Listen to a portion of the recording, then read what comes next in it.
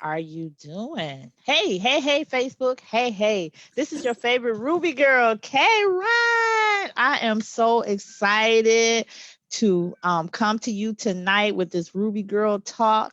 I am most definitely your favorite Ruby girl. And guess who I have as a host? Latrea. Hey everybody, how are you? How are you? How are you? How are you? Okay, that's not supposed to be there. That out the way. Okay. Lat- Latria, I'm so Yeah. glad that you could be my guest tonight. I am so glad that you are my guest tonight. I'm sorry, I have an echo Oh, because I'm trying to find the other Facebook. It popped up and then it hid, so I can hear myself twice. okay. But this is reality TV, okay? This is reality TV at its finest. All right. I'm just want y'all to know out there. This is reality TV. Because I'm on Yes. the page trying to find it and I can't find it on your page. So yeah. Okay. So go to my page and you should be able to find it. Okay. All right, let's go back Okay. here. Let's scroll down. Okay. All right. Okay. So my name is Karron Dodd. I am your favorite Ruby girl. And I'm gonna try tonight to do this, even though I'm hearing an echo in the background. And I wish to God I could just find this extra Facebook. When I'm on your page and I'm looking for the video and I don't see. Okay, go ahead, Latria, and look for the video. And Okay. I'm gonna try my best to find where this extra Facebook is at, because if not, I'm gonna go crazy tonight. Okay. Well, you do what you need to do. I'm gonna do what I need to So y'all see we're having technical do. difficulties. But just to be clear, we didn't have a problem before we started. We were good before we started. All right, there we go. There we go. Okay, Okay. so Latria, while I do my advertising, I want you. Did you find the video on my page? No, ma'am, I did not. Really? Really? I'm Okay. scrolling up and down the page and I do not see the video at all. Okay, so I see it. So what I'm gonna do, I'm gonna share it to your page. Okay. Okay, that'll work. Okay. And then I'll go to my page and I'll share it to my business page. There you go. I just shared it to your page. Okay. Okay. All All right. right, y'all. Now we're ready for y'all. We just had to get those technical difficulties out the way. And so I wanted to just let you know I am the owner of His Designs LLC. My brand is Ruby Girl. And so Ruby Girl is based on Proverbs 31 and 10. Who can find a virtuous woman, for her price is far above the price of a ruby? So Ruby Girl is actually a reset of your mindset from victim to victor. I am a living testimony of God's goodness, of taking you from here to here just with one scripture He applied to my life, that He revealed to me in 2019. It has been life changing for me. And so part of the products that I sell for Ruby Girl is the Ruby Girl t-shirt. Ruby Girl, Proverbs 31 and 10, a priceless princess. So the shirts are on sale up into size 1X for $20. 2X to 3X, they're on sale for $25. Go to rubygirl.net.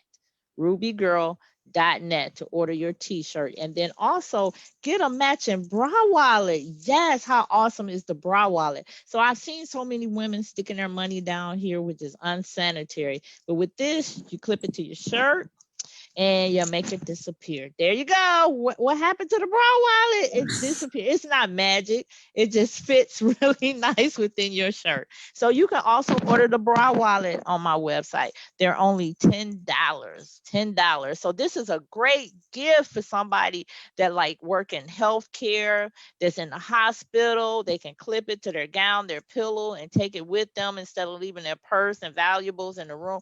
This is just awesome. And I forget I have it on. So that's me. Go to rubygirl.net. So Latria, let me tell you first how me and Latria met. We shared an international stage on the Sean Fair Leadership Experience Tour. Was it not awesome, Latria? Yes, it was. It was an awesome, awesome experience. I have to say, different from anything that I've ever experienced. It was so funny because after the tour was over, I felt like a real speaker. I mean, I'm not going. I felt like a real live speaker. Like, yeah, okay, I'm a speaker now. So was you a fake speaker before? No, I'm just kidding. Well, no, I wasn't. So wait a minute before you get started. She ready, y'all. I'm ready. So Latrea. So I met her on the Shine Fair Leadership Experience Tour, which is awesome, y'all. If you want to be a speaker, you want to go to the next level, connect with Shine Fair, and that's fair like State Fair, as he said, and Shine SHWN. You can connect with him on Facebook.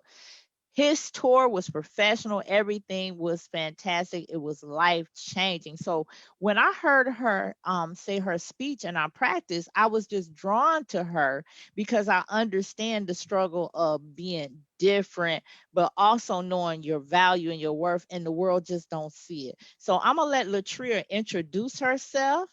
Latrea, go ahead, tell us about yourself. Okay, well, my name is Coach Latrea. I go by Coach Latrea.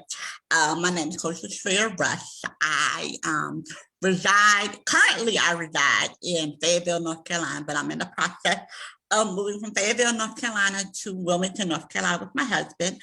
I just got married April the 7th. So I'm a newlywed. Congratulations. Thank you so very much. I am a disability empowerment coach where my purpose is to empower, motivate, and encourage people with disabilities to live above the limits of society. I am also an 8-time published author as well as a speaker, as we just talked about.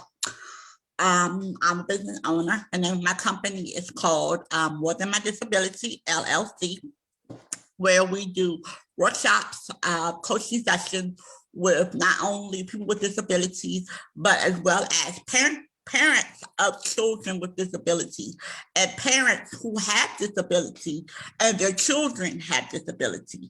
We provide workshops to help parents navigate through the educational system as it pertains to disability. We provide workshops to help young adults that happen to have disabilities kind of navigate through whether they want to do job readiness, whether they want to do school readiness, whatever they want to do, or whatever area they're looking to kind of branch off into. We provide workshops to help them get to that area, whatever that area is. What else? Oh, I am disabled. I am visually impaired, hearing impaired. I have had over 35, 45 operations. I had a life expectancy. Well, I had 2 different life expectancies. The first life expectancy I had was 9. So when I surpassed 9, my life expectancy was 35. I'm actually 42. So you can't tell me that God is not a healer.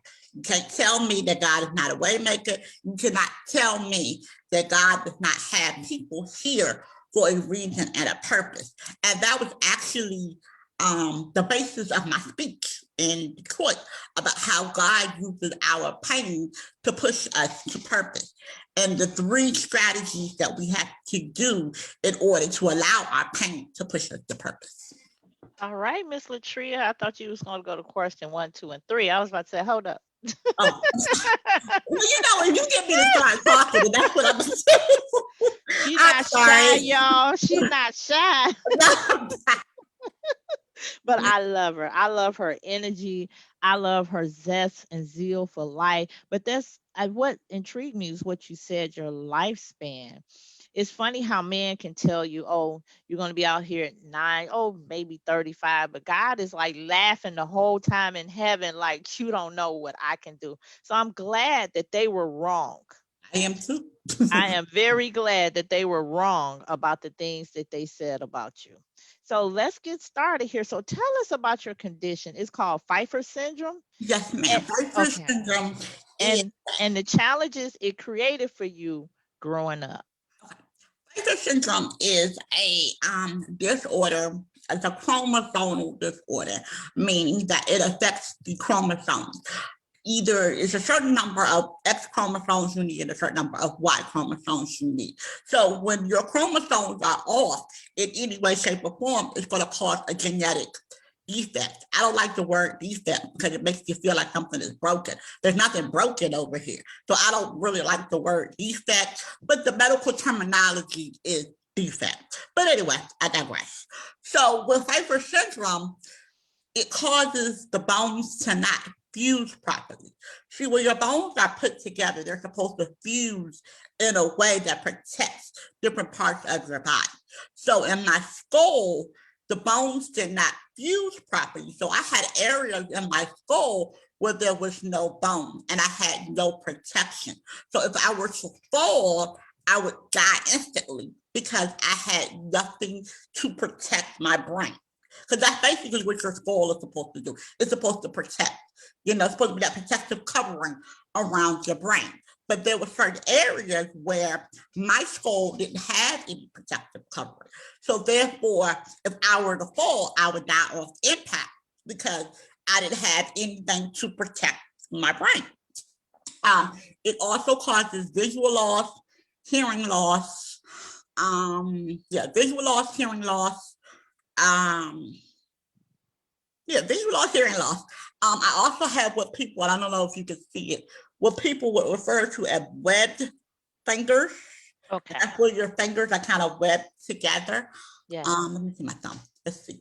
I have if you see this thumb, looks like a toe. And my daughter makes fun of me all the time because she tells me I have a toe on my finger, which it kind of does look like a toe a little bit. But imagine going to the nail salon and them trying to find a nail to put on that toe. Oh. But, they make it work. They make it work. But so as I said before, I've had 35, 45 operations.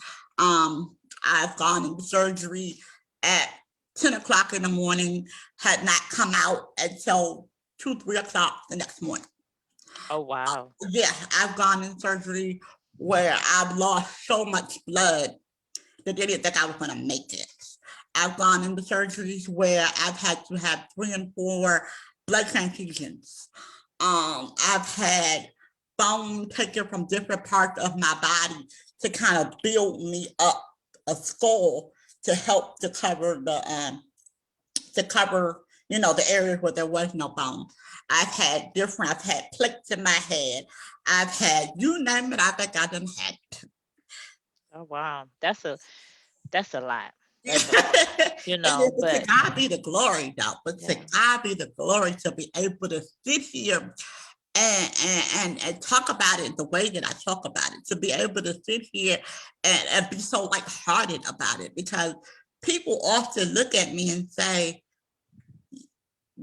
you're not upset or you're not angry. I'm like, what I got to be angry for? I'm still alive. I'm still alive. I mean, it could have been the other way. But Yes. God decided to allow me to be alive and I have a purpose. So I must be here for something. So, I just thank God every day. I'm grateful that you survived your surgeries. I'm grateful for all the pain that you went through. You still have joy. We have like little things that happen to us. Like we might come out and have a flat and we're like, oh my God, my day just ruined. It's just this and that. But you've been through surgeries where, like you said, you lost so much blood, they thought you could die. You've been in surgery for almost a whole day, but you still standing. You still have a full life. And that is just to be commended. I mean, I'm giving God all the glory because you can see God's hands up on your life. We think God's hand is up on our life when things are going well, when we got the good job, doors are opening for us and all that. And yes, God, that is part of God's hand. But truly, when his hand is upon your life, you go through some things that other people would be broken, couldn't even get fixed from, been done lost their mind, be done took their self out of here, but yet you still standing.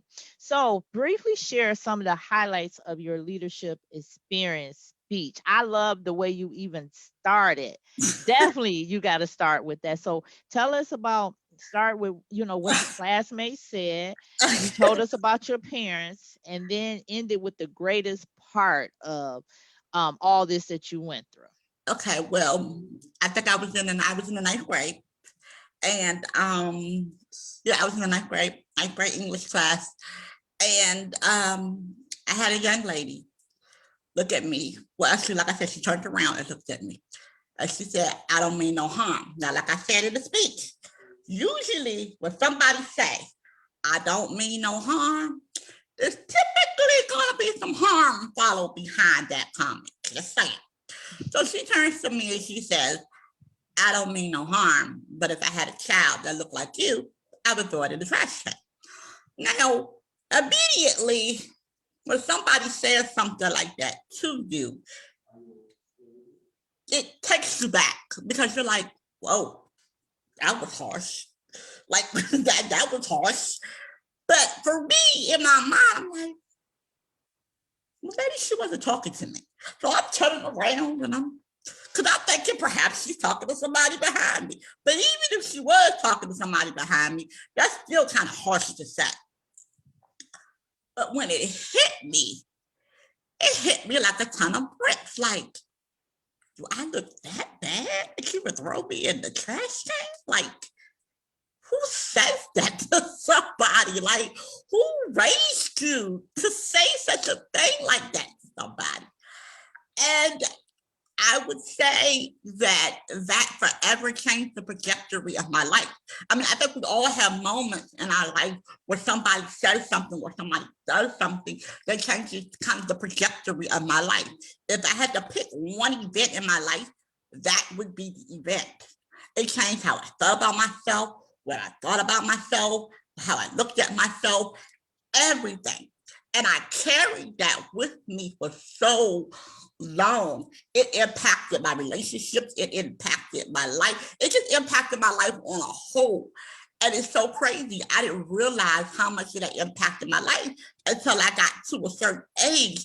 It just kind of clicked that I was still holding on to this. So on top of that, as you mentioned, my parents, I have what I like to call affectionately special parents. My mother was addicted to crack. My dad was an alcoholic. Well, no, he was not an alcoholic. He was a drunk. Alcoholics go to those AA meetings. My dad didn't go to no AA meetings. The only meeting my dad went to was the meeting at the liquor store. Okay, so he would tell anybody, he would correct anybody that called him an alcoholic. I am not an alcoholic. I am a drunk. Get it right. But all of that going on, I mean, being just bounced around from home to home because we couldn't afford stuff. We couldn't afford food in the house. We couldn't afford to stay in certain places because we couldn't pay the rent due to my mother's crack addiction, due to my dad's alcohol problem, or whatever the case might be. She would take the food stamps and sell the food stamps. But there would be times when I would come home from school. It'd be the first of the month. Now, we all know the first of the month. Everybody gets their chips and their food stamps or whatever. I come home, there's nothing in the refrigerator. I'm like, okay, what's wrong with this picture? But that brought about a whole source of pain. I'll tell y'all a little brief story. I don't know if you guys remember back in the day when the VCRs came out. And everybody on the block had a VCR. The VCR was just a thing to have. I remember. Yes, everybody had a VCR. And I had a VCR. I was like, so that morning I got up. I said, I'm going to school on Friday. I got up. I said, I'm going to school. I'm going to get this day over with. And the whole time I'm in school, I'm thinking about all the movies I'm going to watch on the VCR when I get home. I'm going to have me a glass of chocolate milk and some peanut butter and jelly sandwich. And I'm going to camp out in front of the TV and binge watch on the VCR. I get home from school, jump off that bus, run in the house. And the way our house is up, you have the front door, you have the foyer, you come through, and the TV is sitting right here. And I look on top of the TV. There's no VCR. Oh, no. I'm like, I know I'm not crazy. I know, I know there was a VCR there this morning. So I go back outside, come back in again. Still no VCR. And okay. So I go upstairs and I ask my mom, Mom, what happened to the VCR? And she gives me the answer that she typically gives me. None of your business. So when she tells me none of my business, I already know what happened to the VCR. She sold the VCR. Wow. So dealing with things like that, has caused a tremendous amount of pain. I got to be about the age of 12. By the time I hit 12, I had a sister. And my sister and I ended up going into foster care because my mom's crack addiction had got so bad that she could no longer take care of us. And at that point, my dad had his alcohol addiction had gotten so bad he couldn't take care of us either. So we ended up going to foster care. And I stayed in foster care for about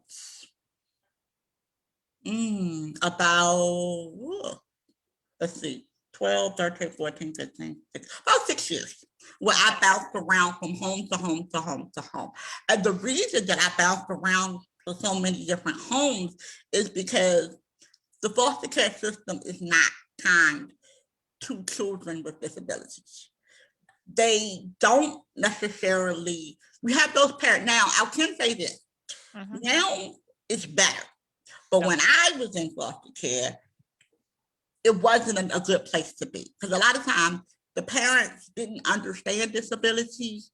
All the parents knew was that we're getting an extra stipend for this particular child. Because, in the foster care system, you get a certain amount of money to take in the children, into your home or whatnot. But when you have a child with a disability, you get more money to take a child with a disability than you would do a typical child, if you will. So they just knew that they were going to get a little more money for me than they would for my sister. But they didn't want to have to deal with the things that they had to deal with me, like taking me to doctor's appointments, making sure, I had the needed necessary doctor treatments that I needed. They didn't want to deal with that. Matter of fact, I had a situation where I was in a foster home and the lady didn't want to look at me. She didn't want to look at me. So Latrea, I'm sorry, go ahead. Just listening to your story that you're talking about, you went through a lot as a child, going through, like you said, a foster system is hard for just any other child, but for you it was extra hard because people looked at you as extra dollars. Right. But you went through all this. What made you finally get in your mind that I'm no longer going to be a victim, that I'm going to be a victor, a person who defeats their enemy, and I'm going to change my life? I know what people said. I know how people treated me, but I'm about to blow their minds of what I'm about to do in my life. What brought about that mindset? What reset your mindset? When I realized why. When I realized why, this is something that I hit on in my speech in Detroit. When I realized why, because I knew I would always, out of all my experiences and everything, I've always had this connection with God. God's always been in the forefront of my life and through it all. And I remember being in situations that I'm just asking God, why? God, why am I going through all of this? I mean, we've all had these why moments with God. Yes. We've all had these, but God, I like to call them but God moments, where we talk to God and we're asking God, okay, God, really? Like, really? Really? Yeah. Really? And I remember God always saying to me, hold on. I got you. Hold on. I got you. And you know what, Latrea? Sometimes he doesn't talk in paragraphs all the time. Right.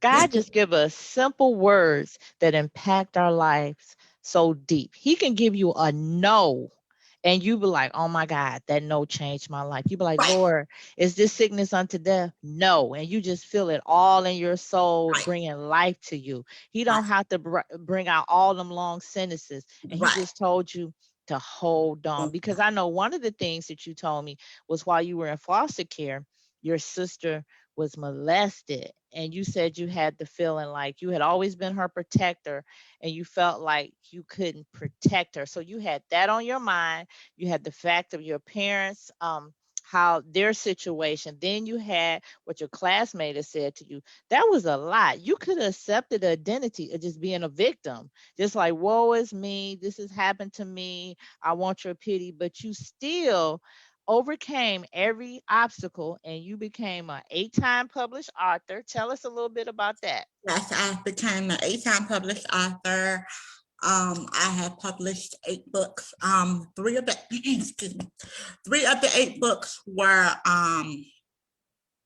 workbooks that I use in my company, that are geared towards people with disability, that talk about removing the emotional barriers of disability, finding your purpose in your disability, things of that nature to help with disability. I have another book called Green Tea and Other Forms of Meditation. They call it a self-help book. I don't like to call it a self-help book, but that's what they call it. And they and that's just basically with short stories and poetry in it. But the short stories and the poetry is wrapped around experiences. So every short story and every poem is based on an experience that I've had in my life. And then I have another book called Intimate Conversations with God. Now, if I had to pick one of my most favorite books, that would be my favorite book I've ever written. It's called Intimate Conversations with God. And that book was just me journaling to God. We all have times where there have been times in my life where I have gone through some horrific things in my adult life. And I didn't know anything else to do but to write. But who better to write to than God? Amen. Amen. And I just one day I just started writing and writing and writing and writing. And like I said, I just thought it was a journal. I just thought it was a journal.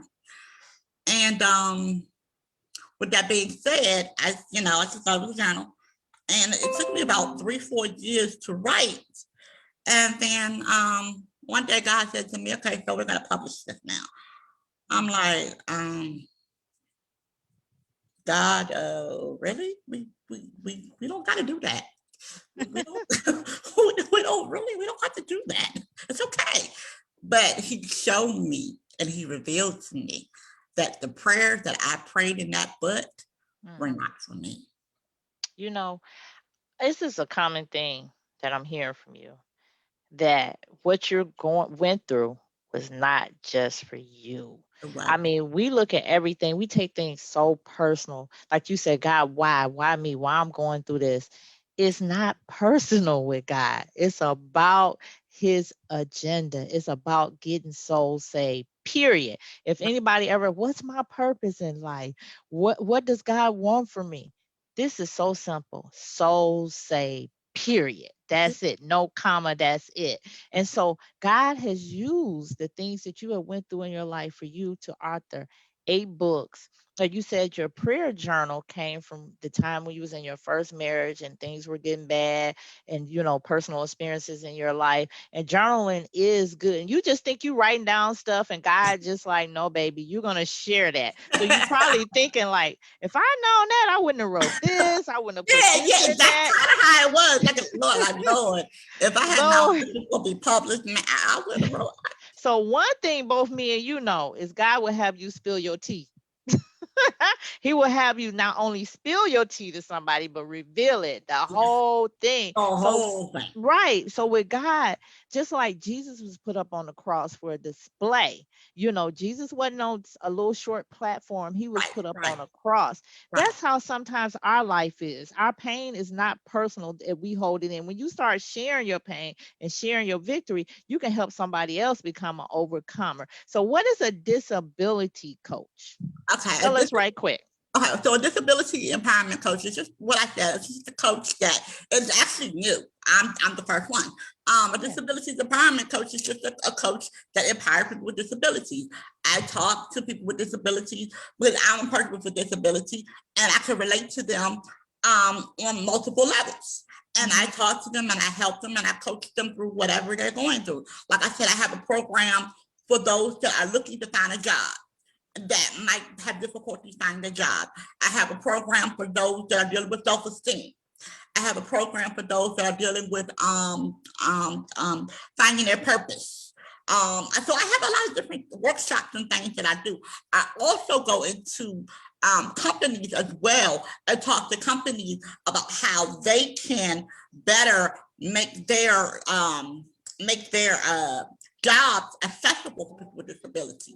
Because what most corporations don't realize is that it's a win-win situation when you hire a person with a disability. And most corporations don't want to hire a person with a disability for multiple reasons. But the number one reason that I hear is that it's not cost efficient for the accommodations that that person might need. But most accommodations do not cost as much as most corporations think that they do. So what I do is I go in and I show corporations how they can hire people with disability at a cost-efficient way.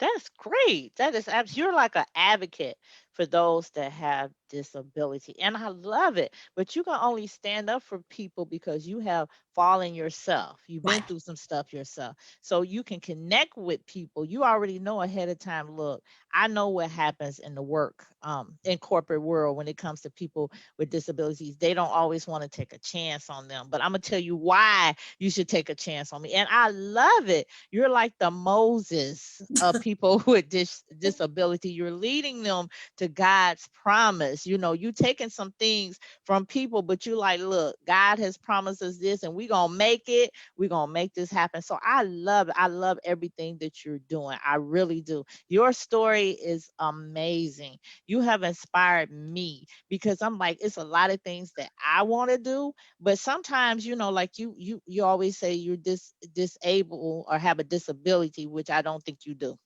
You doing everything that everybody else do. It's nothing you can't do.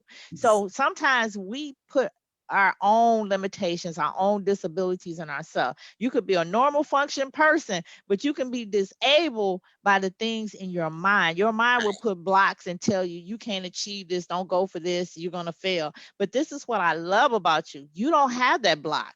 Your block is unblocked. You're just like, I'm gonna go for what I want to go for and I'm gonna do it. And I love it. So you talked about self-esteem. What would be, a lot of ladies struggle with it. I personally struggle with it, much better with it. What would you tell us that struggle with self-esteem, how to love ourselves, how to appreciate who we see in the mirror? Well, I think for me, I had to, because I have what I call a facial difference. And I had to get comfortable with me. Like, this is me. This is who I am. This is what God created me to be. And he created me this way for a reason. There's a reason that I look like this. There's a reason. God doesn't do no oops. And like I tell people all the time, it's not a oops. It's not a my bad. It's not a, oh, I didn't have anything to do today, so why not? No. God does everything with a rhyme and a reason and a purpose. So you are created strategically, created the way he wants you to be. And once we as women understand that and embrace that, then the better off we will be. We are so busy running around trying to correct something that doesn't need to be corrected. Now, I'm not saying, don't put makeup on, because honey, I love me some good makeup too. But what I'm saying is that we spend all this time tearing ourselves down. But what we don't realize is that when we tear ourselves down like that, that's a disgrace to God. Because that's telling God it wasn't good enough. That's telling God you didn't do a good job. That's telling God, well, I don't like what you created. And what right do we have to tell God that we don't like what he created? What right do we have to tell God that his creation is ugly? Like, what right do we have to tell God that? You're so right. So that was something that I had to understand, that I'm not here for me. I'm not here for me at all. Nothing that I do or say has anything to do with me. It's all for the glory of God. And God must have felt like I needed to look this way because this is the way he created me. He must have felt like my purpose, based upon my purpose, I need to look like this. That's powerful. Based upon my purpose, I need to look this way. So, the world is having an identity crisis. They are. Let's be real here. Let's be real. People don't like who they are. They want to identify as somebody else. And even me growing up, I understand the identity issue. I had identity issue. I would look at those girls that was popular, that was pretty, had the long hair and all that, and I wanted to be like them. Sometimes I would have my grandmother fix my hair exactly like they were wearing their hair. I wanted to be like them. It was things that I hated about myself that they picked on me about. But now, the very things they picked on me about, people getting fillers in their lips and all this stuff. And I'm like, I was always trending. So y'all trying to get what I got, So, the very thing you be hating about yourself or people be talking about, you need to be that way so that people would notice you. Because one thing, people, if they don't remember nothing else, and the way to describe me, the girl with the lips, and they be like, oh yeah, I know who she is, And I used to hate that. I would not even say lips out my mouth, but now I'm like, I'm okay with it. I'm all right with it. This is how God made me. I was the same thing, Yes. the girl with the thick glasses. Like, yeah, that's me. That was me. That would be me. That would be me. And you have to own who you are, because that's how God created you to be. So we got just a few minutes. We got like 5 minutes. So I'm going to ask you this just right quick. Okay. So piggybacking off of that, what kind of legacy do you see yourself leaving for those that are not like everyone else, but they're cute, meaning creative, unique, talented, and exceptional? No matter what anybody tells you, it's not what it looks like. It's not what it looks like, because so many people get caught up in what they see with their carnal eyes, and they get so caught up in what's going on around them and this and that and this. But what God operates in the spirit first. So in order for it to manifestation, before it can manifest in the natural, it has to happen in the spirit. So the manifestation that you're waiting for has to happen in the spirit before it can happen in the natural. So never operate based upon your current circumstances. Never operate based upon your current circumstances, because your current circumstances is not the end for you. It's going to get better. It's going to be another side to this. You're going to get to the other side. It might take you a while. You may have to go through some things to get there, but you're going to get to the other side. Amen. So thank you. And you already are leaving a legacy for people that are disabled, for us that's I wouldn't say normal, because nobody's normal. We all we are all kind of, what is normal, Fred? Yeah. What is normal? Yeah, we all got something going on. Right. We all do. But we all got something. We're gonna cross that. We're gonna cancel that word. Normal. Okay. But go ahead into the cancel culture. Right. So I want to thank you so much for coming on, so welcome, sharing your story. So I want you to give us just about 2 minutes of anything that you want to say. You can share your contact information. It's in the post. If y'all look up above, y'all see her contact information. But share anything you want, your contact information. I'm gonna give you 2 minutes, and while you're doing that, I'm gonna look and see the comments that everybody said and see if they had any questions or anything. So go ahead, do your thing, Latrea. Okay. First and foremost, I want to thank Ruby Girl for allowing me to be here tonight. I really, really, really appreciate it. Thank you so much for sharing your platform with me. I consider it an honor. Thank you so much. I love what you are doing. And you know what? I should have worn my Ruby Girl t-shirt, but I just thought about that. But anyway, so with that being said, I You guys can contact me here on Facebook. It's Latrea, L-A-T as in Tom, R-E-A, Russ, R-U-S-S. That's my personal page. My business page is Coach Latrea. I'm on Twitter. I'm on Instagram. Instagram is Coach Latrea 79. I'm on all, social media sites. I also am a channel owner on the Exposure TV network. You can download the Exposure TV network on your Android device, on your Apple device.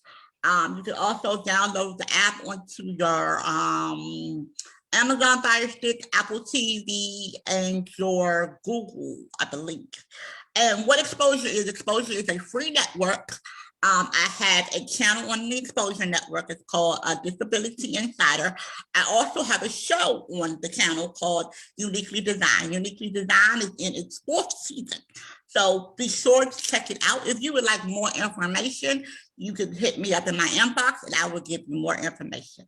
Also, you will also find above on the thing a link that you can click if you would like to be added to my mailing list and if you would like to purchase a book. Here is one of the books that I have written. I don't know if you can see it or not. You probably can't. It's called, this is actually an anthology, and it's called A Woman's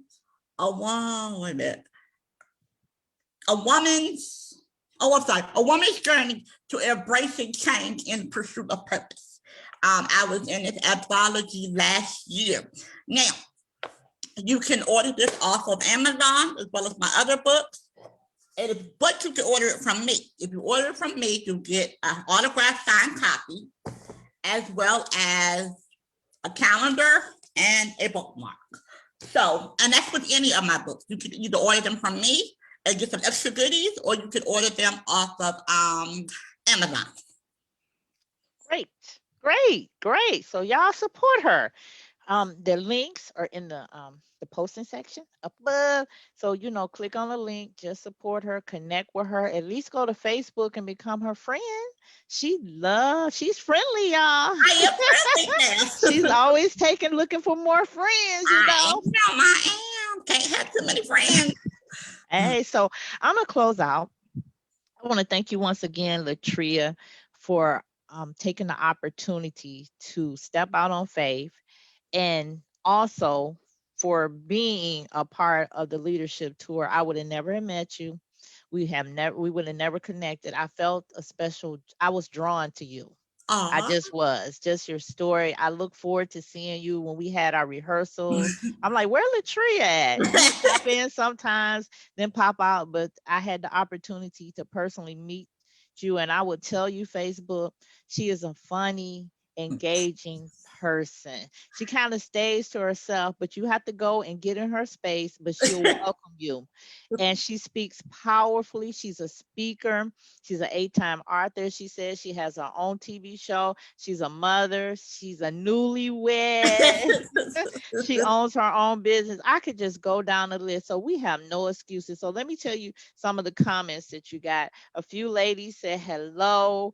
One, Annette said, your message is so encouraging. And she said, shame on me forever complaining. Blair Cherie was there with me when you spoke that day. When I tell you, let me tell you, so I had to go. I was 2 speakers behind her. And so while she spoke, I was sitting there, I really wanted to hear, but they made me go in the corner and practice my speech. But I was like trying to listen to her, and I hear the audience reacting. I'm like, oh my God, she's pumping it up. She's getting them hyped out there. And I'm over there, well, Lord, reset, data in the corner. And she just totally, I'm telling you, was an amazing, powerful speaker. So I felt sorry for the girl that went behind her. By the time I got there, it was a little bit better. But she brought it. So I want to also give a shout out to Sean Fair. Thank you so much. Yes, thank you, Sean. We appreciate you. Oh my God. We connected with so many people, y'all, so many different, and most of them was women. And when I tell you, women are not doing one thing, women are doing multiple things in their life. They like, oh, I'm a coach, I'm an entrepreneur, I'm a this, I'm a speaker, I'm a that. And you be like, oh my God. So we have no limitations. So this is what I want to tell you, Facebook. Your life has purpose. And as Latrea said, God created you to look like this for your purpose, to maybe draw the attention of others, to stand out, to be an advocate for somebody who needs an advocate. So don't ever put yourself down. Don't wish that you were somebody else because you can't walk in their shoes. Everybody have different size shoes. I don't care if you like, well, I wear 9, you wear 9. Still, our feet are different. So where we gotta go, our path is different too. I thank everyone that watched, and I want you to know I will be back next Tuesday, your favorite Ruby Girl at 8:30 p.m. Eastern Standard Time with another Ruby Girl talk. I want to thank you, Latrea, so very much. I wish you so much success, and I want you to stay in touch, stay connected with me. You are my favorite Ruby Girl, okay? While you over there taking selfies and pictures, girl. I just love her, y'all. I love her. So I want to thank you for watching. Thank you so much. And until next week, next Tuesday at 8:30, you have a blessed and wonderful week from your favorite Ruby Girl. And bye bye. Bye. It's Latrea. Bye.